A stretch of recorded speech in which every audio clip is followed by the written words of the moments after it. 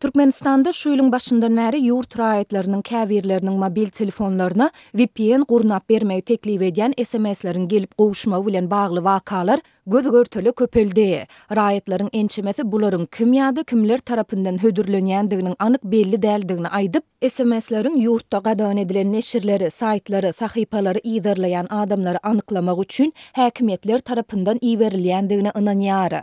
SMS'ler raýatlaryň ählisine däli random, ýagny duş gelen görnüşde iýerilýär. Munyň sebäbi näberli bolmagyna galýar. Güpeýen satýan adamlar özüni tanıştyrmaýarlar. Diňe özleriniň hyzmatlaryny hödürleýärler. Dip aşamatly ýaşaýjy anonimlik şertinde habarçymyza gurrun berdi. Onuň bahasy hususy VPN ustalary tarapyndan hödürlenýän VPN-laryň narhy bilen deň. SMS-leri uğradýan tarap VPN-i satyn almak isleýän raýatlara telefon belgisini uğradýar. Raýat şol belginiň hasabyna 400 manat geçirenden soň oňa VPN-i açmak üçin ýörite kod uğradylýar. Şondan soň raýatlar ondan peýdalanyp bilýärler. Bular beýleki VPN-lerden hem çalty işleýär diýip, bu VPN hyzmatyndan peýdalanýan Lewap welaýatynyň bir ýaşaýjysy anonimlik şertinde aýtdy. Şol bir wagtda Türkmenistanyň öýjükli aragatnaşyk ulgamynda monopoliýa eýe bolan TMSL Sowda nişanly Altyn Asr kompaniýasynyň telefon belgilerinden iýerilýän bu SMS-ler käbir raýatlaryň arasynda alada döredýär.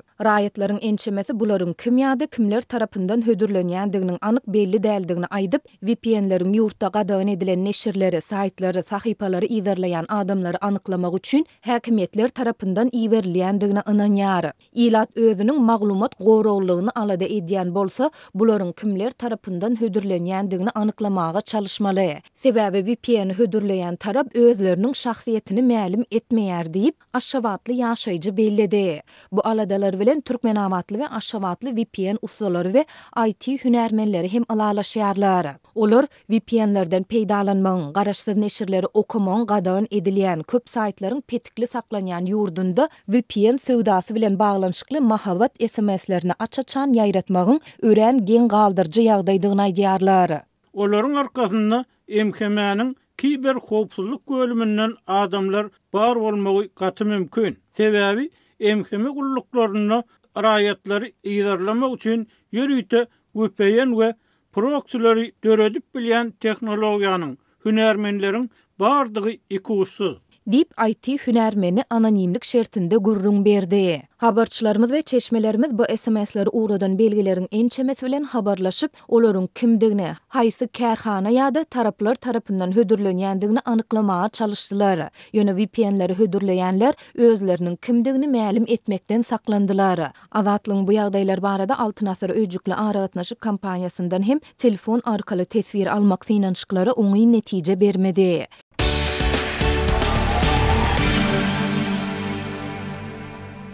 Gepleýär Azatlyk radiosi. Öňüňizde saglyk, hormatly dinleýijiler. Eferde halkara temasy bilen men Ýogşan Nurwan. ABC-nyň prezidenti Donald Trump, Ukrainanyň prezidenti Volodymyr Zelenskiýni tankytlawaýdan sözlerini güýçlendirip, ýene bir gezek onuň erbet işlendigini aýtdy we egerde islan bolsa, şu hepde Saudi Arabistanyna Russiýa bilen geçirilen gepleşiklere gatnaşyp biljekdigini ýetdi. Trump bu sözleri 19 fevralda Miami'de Saudi Arabistanynyň öz ýetiýärli baýlyk gaznasynyň iş dolanjylarynyň gurnan ýygnagyny eden çykyşyny aýtdy we bir güniň Zelenskiýni tankytlap aýdan şuňa meňzeş sözleriniň üstüni ýetirdi. Trump Truth Social platformasyny Zelenskiýni saýlawsuz diktator hökmüne häsiýetlendirdi we çaltyrak hereket etse gowy boljakdygyny, ýa-da onuň ýurdunyň galmajakdygyny öýdürdi. Ol Miami'de eden çykyşynda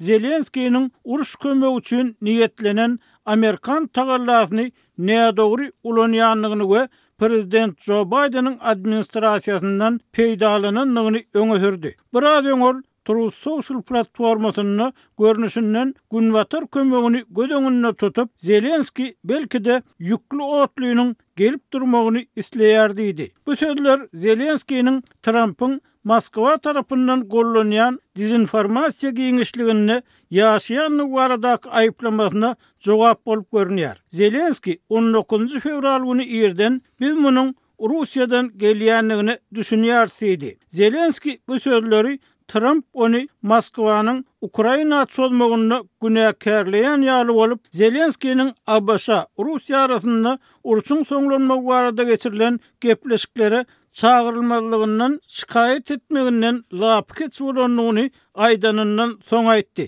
Zelenski tas 3 ýyl mundan odol Moskvanyň Ukraina çolmagy bilen başlanan uruşy soňlamak üçin Saudiýa Arabistanyna geçirilen ABŞ Russiýa gepleşiklerinden edýän aladasyny gaýtalady. Ol bir günen Riyadda ABŞ'nyň döwlet sekretary Marco Rubio'nyň we Russiýanyň daşary işler ministri Sergey Lavrowyň gatnaşmagyna geçirilen ýokary derejeli gepleşikleriň Russiýanyň prezidenti Vladimir Putin'i izolasiýadan çykarmak maksadyndan uğralanlygyny we geýesiýasy dinamikanyň üýtgemegine getirip Ukrainanyň howpsuzlygyna täsir edip biljekdigini aýtdy. Birleşen Ştatlar Putin'i köp ýyllyk izolasiýadan çykmagy kömek etdi. Putin we Ruslar muňa ören begenýär diýip Zelenski aýtdy. Dün ol ýerde Russiýanyň pidady barada ýaňzatma boldy. Bu täze bir zat diýip Ukraina prezidenti sözüniň üstüne ýetirdi. Zelenski gepleşikleriň geçiriljekdigi eglan edilenini Ukrainanyň oňa gatnaşmak üçin çağırylmanlygyny aýtdy. Trump 19 fevral günü giýişlik Miami'den ýerine dolananyny howa güýçleri birde jurnalistlere Ruslaryň köp territoriýa alanlygyny, şu sebäpden Ukrainada kurşy soňlamak barada gepleşiklerde olaryň kartlarynyň bardygyny aýtdy. Uruşy soňlamak uğruna tagarlalaryň bir bölegi hökmünde Riyad gepleşiklerine iterig beren Trump Zelenskiýiň sözlerine giňişleýin sosial media ýazgysy bilen jogap berdi we Putiniň aýdan sözleriniň äheňini ýene bir gezek Ukrainada saýlaw geçirilmänligini agdady. Russiýanyň 2022-nji ýylyň fevralyna başlan giň gerimli uruş sebäpli girilen we bir näçe gezek uzaldylan harby kanun düzgün aslynda ýaşaýan Ukraina wagtynda öz prezident saýlawyny geçirip bilmedi. Zelenskiýiň 5 ýyllyk möhleti 2024-nji ýylyň may aýyna mart aýyna geçirilmeli bolan saýlawdan soň tamamlanmaly. Şunuň bilen baglykda parahatçylyk alalaşygyna gol çekmäge kanuny ygtyýarlygynyň ýokdugyny öňe sürmek bilen Putin Ukrainanyň prezidenti bilen gepleşik geçirmejekdigini aýtdy.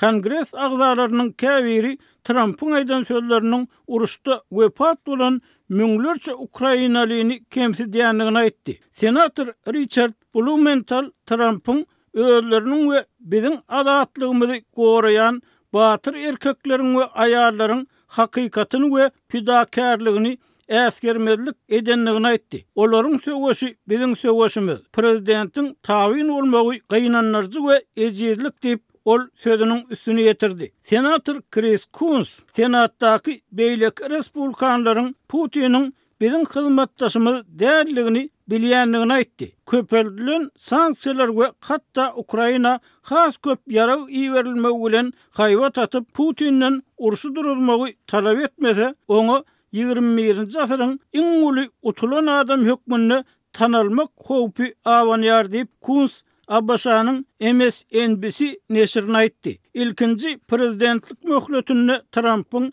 Milli Howpsuzlyk Geňeşçisi bolup işlän John Bolton, Trump'yň Zelenski we Ukraina wagtdaky häsiýetnamasynyň ABŞ prezidenti tarapyndan şu wagtda çenli edilen iň utançly bellikler bolanlygyny aýtdy. Ol X platformasynda sözüniň üstüne ýetirip, biziň Ukraina berýän gollugymyz hiç haçan haýyr sahawat meselesi bolmany. Biziň ýurt içindäki durmuş ýolumyz daşary ýurtlardaky kuwatymyza baglydy.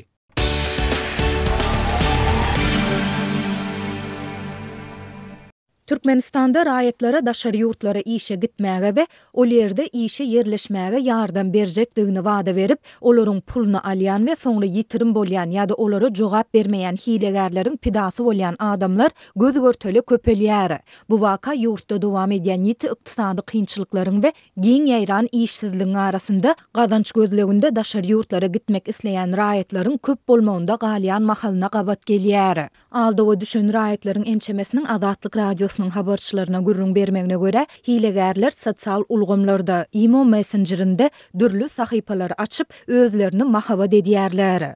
Olar esasan Ýewropa ýurtlaryna gitmäge kömek etmegi wada berýärler. Men Imodon recruiting hyzmatlaryny türkmen dilinde reklamy edýän 7 goly adam bilen habarlaşdym. Germaniýada gowy aýlyk bar diýilýärdi. Şonuň üçin ol ýere gitmäge ýardym edip biljek adama islendik mukdardaky puly bermäge razy boldum. Olar ähli dokumentlerimi taýýarlamak üçin menden $2000 soradylar. Men 15% artığı bilen gaýdyp bermek wadaty esasynda garz aldym. Hilegäre pul geçirdim. Ondan soň ol ýitip gitdi. Dip Mary welaýatynyň bir ýaşaýjysy Guwonç gururun berdi. Onuň sözlerine görä özüni rekruter ýagny işe alýan diýip tanydýan adam oňa pasportynyň kopiýasyny we pulu alandyğı hakynda dil hatyny galdyrypdyr.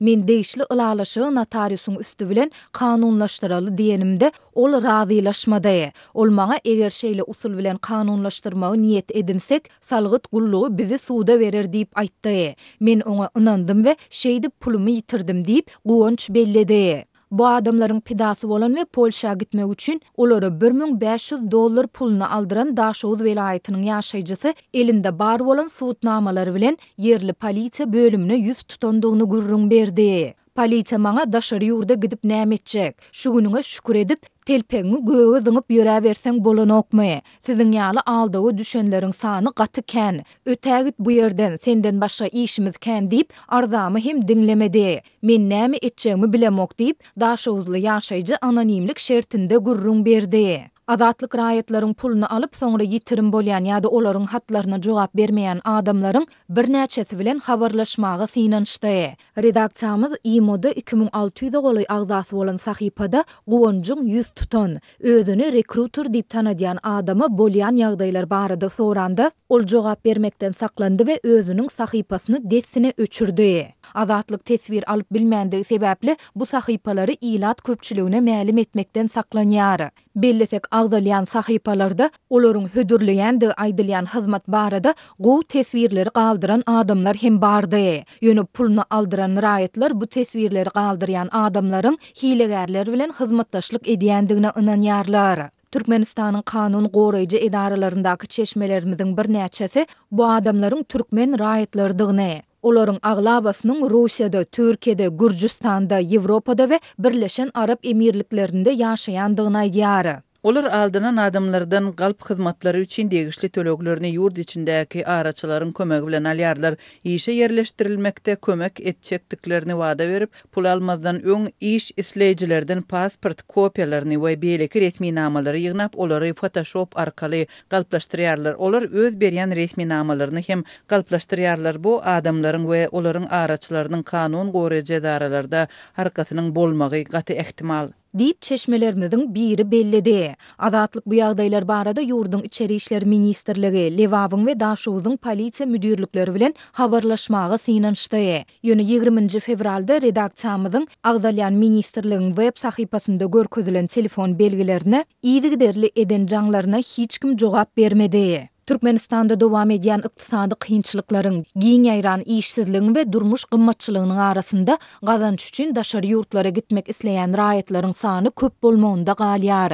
Ýöne daşary ýurt wizalaryny almakdaky kynçylyklar köp adamy hilegärleriň galp hyzmatlaryndan peýdalanmagy iterýär. Soňky ýyllarda Türkmenistanda daşary ýurda gitmek isleýän raýatlaryň hilegärleriň duzagyna düşmegi bilen bagly ýagdaýlar ýygy-ýygydan ýüze çykýar. Geçen aýyň ahirinde lewaply ýaşlaryň den gowragy Rus ýokaryky jaýlaryna okuwa girmäge ýardam etmegi wada berýän araçy hilegärleriň duzagyna düşündüklerini, her biriniň müňlerçe dollar aldyrandygyny gurrun berdi. Türkmen häkimetleri we mediasy ilatyň jüwüsine ýiti täsir ýetirýän bu ýagdaýlar barada adatça bolşýaly maglumat bermeýärler.